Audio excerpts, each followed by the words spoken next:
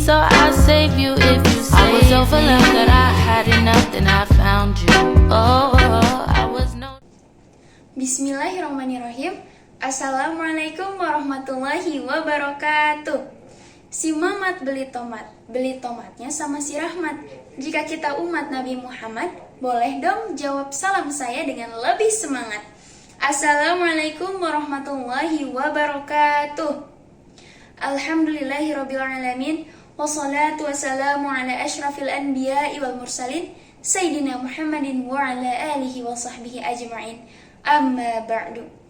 Puji serta syukur marilah kita panjatkan kepada Allah yang Maha Ghafur, yang telah memberikan kita kenikmatan tidak terukur, walaupun kepada para insinyur, apalagi kepada tukang cukur. Allah subhanahu wa ta'ala yang Maha Pengasih, yang kasihnya tidak pernah pilih kasih. Allah subhanahu wa ta'ala yang Maha Penyayang, yang sayangnya tidak terbilang. Atas izin Allah, kita semua masih diberi kesehatan hingga hari ini.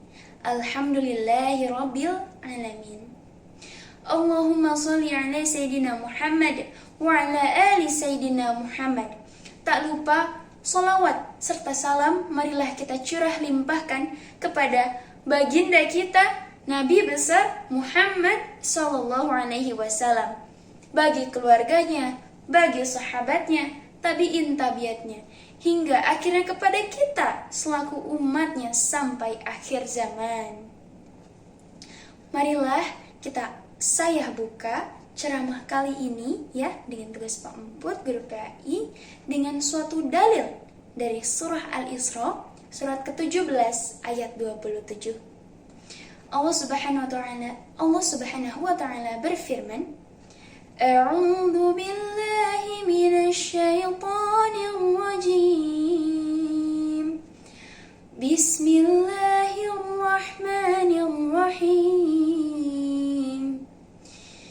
Innal mubadzirina kanu ikhwana syayatin wa kana syaitanu lirabbih kafura.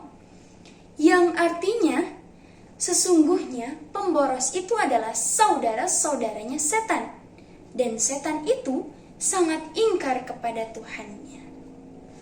Perkenalkan, nama saya Kanaya Seza Setiawan, saya dari kelas 10-5, dan tema ceramah yang saya ambil adalah tentang cara memiliki hidup yang penuh manfaat dengan menghindari foya-foya, riya, sum'ah, takabur, dan hasad.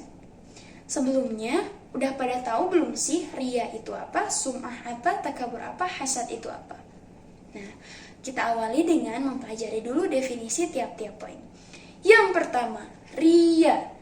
Riya adalah suatu sifat yang dimana kita memamerkan sesuatu kepada orang lain agar tujuannya kita mendapat pujian dari orang tersebut. Yang kedua ada sum'ah. Sum'ah sama seperti riya, tetapi yang dipamerkan adalah ibadah yang kita lakukan. Yang ketiga adalah takabur. Takabur itu artinya sombong. Ia merasa paling benar di antara yang lain. Ia merasa paling hebat di antara yang lain. Dan yang terakhir adalah hasad. Hasad artinya iri dan dengki atas karunia yang sudah Allah berikan kepada orang lain.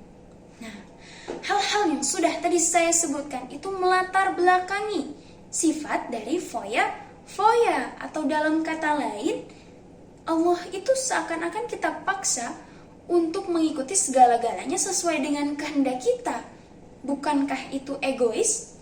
Padahal Allah Subhanahu wa ta'ala sudah menentukan nasib beserta rezeki masing-masing orang, masing-masing insan di dunia ini jauh sebelum kita dilahirkan. Ya. Namun, tak bisa dipungkiri bahwa manusia itu adalah tempatnya salah dan lupa. Ya, mungkin kita pernah melakukan tindakan-tindakan su'ul adab tersebut dalam kehidupan kita tanpa kita sadari. Maka, marilah kita beristighfar bersama-sama. Astagfirullahalazim. Sebenarnya, foya-foya itu, apabila kita melakukan foya-foya, orang tersebut itu tidak merasakan kebahagiaan yang sebetulnya dalam kehidupan. Apalagi dengan mempraktikkan sul adab tersebut dalam kehidupan sehari-hari. Na'udzubillahi min dzalik. Lalu, apa sih yang harus kita lakukan agar kita bisa membatasi perihal foya-foya tersebut? Pada dasarnya, foya-foya itu sangat dilarang hukumnya dalam Islam, kecuali foya-foya dalam hal positif. Contohnya seperti foya-foya dalam bersedekah. Foya-foya dalam bersedekah itu artinya menyisihkan sebagian harta kita untuk orang lain. Karena sesungguhnya di sebagian rezeki yang Allah berikan kepada kita itu terdapat rezeki orang lain. Tidak bisa kita memberikan segala-galanya hanya untuk diri kita sendiri. Karena nanti semua hal yang kita miliki, semua hal yang pernah kita miliki dalam dunia ini akan dipertanggungjawabkan di akhirat. Bahkan tangan kita sekalipun. Nah, ada suatu kisah nih dari Rasulullah SAW yang tengah duduk-duduk di Masjid Nabawi bersama sahabat-sahabatnya. Rasulullah SAW berkata, akan datang kepada kalian sekarang ini seorang laki-laki yang menjadi penghuni surga. Tak lama kemudian, datanglah seorang laki-laki dari golongan sahabat Ansar yang habis wudu ya dengan jenggot yang basah dan menenteng sendalnya di tangan kirinya. Hal tersebut terjadi berulang kali ya. Jadi setiap Rasul menyebutkan atau mengatakan hal tersebut, datang laki-laki lagi yang itu lagi. Setelah Rasul mengatakan itu, datang lagi. Sehingga menimbulkan banyak pertanyaan di benak para sahabat Nabi.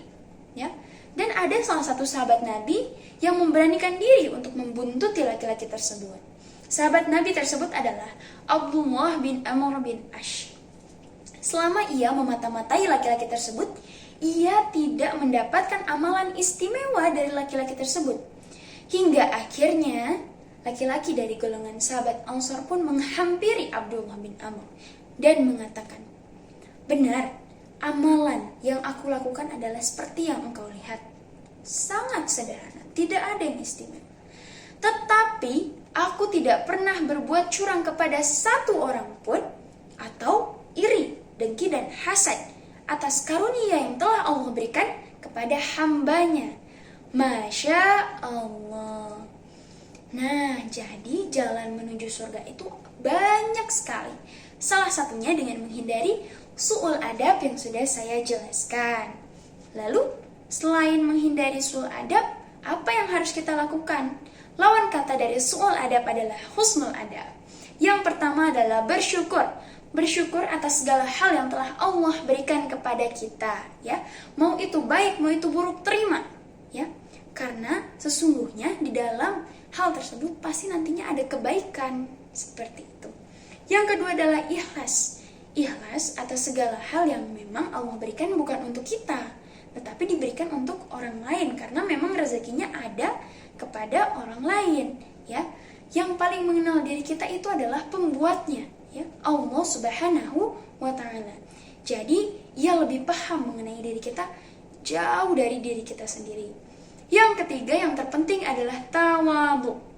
Tawadhu adalah lawan kata dari takabur. Tawadhu ini sangat amat kita butuhkan untuk mengembangkan pribadi kita agar lebih baik, ya. Jadi ketika kita ingin melakukan suatu kebaikan pasti didasari dengan tawadhu terlebih dahulu. Dengan begitu, kita dapat lebih memaknai hidup dengan memberikan banyak manfaat melalui husnul adab yang kita lakukan, ya. Tidak terasa sudah sepersekian detik saya sampaikan ilmu di depan kamera ini, ya. Ilmu yang sangat bermanfaat. Dan marilah kita tutup ceramah kali ini dengan sebuah hadis, ya, hadis riwayat Ahmad yang berbunyi, khairum minnasi anfa'uhum linnas, yang artinya sebaik-baiknya manusia adalah ia yang bermanfaat bagi orang lain. Semoga kita menjadi bagian dari orang-orang tersebut. Amin, Allahumma amin. Mungkin sekian yang dapat saya sampaikan. Semoga ilmunya bermanfaat bagi diri saya dan teman-teman semua. Mohon maaf apabila ada salah kata ataupun perbuatan, karena kesempurnaan hanya milik Allah Subhanahu wa Ta'ala.